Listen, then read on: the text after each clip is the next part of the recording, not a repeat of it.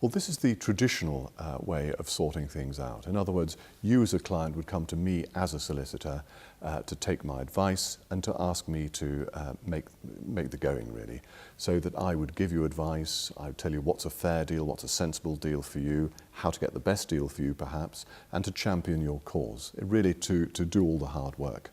And how does that work in practice? Well, say you're negotiating financial aspects, trying to get a financial settlement. I would tell you what I thought would be a sensible way forward, and then we would get the financial data together, what's called financial disclosure. We'd probably use the court form called a Form E to do that, and you fill it in. And then having exchanged that, having got all the financial data from both sides, we would then think about how the settlement was going to be constructed.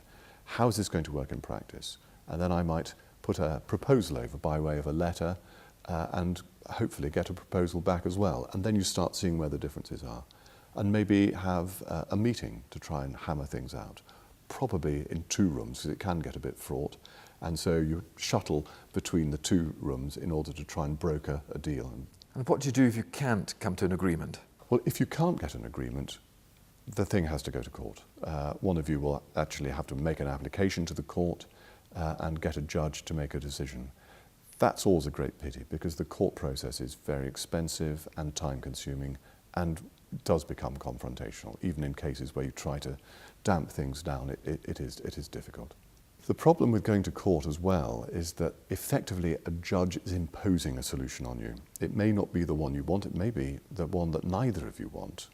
And that always is more difficult to accept somehow.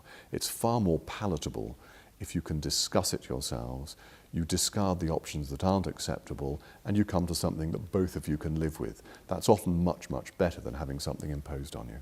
And when do you really think that solicitor-led negotiation is the best approach?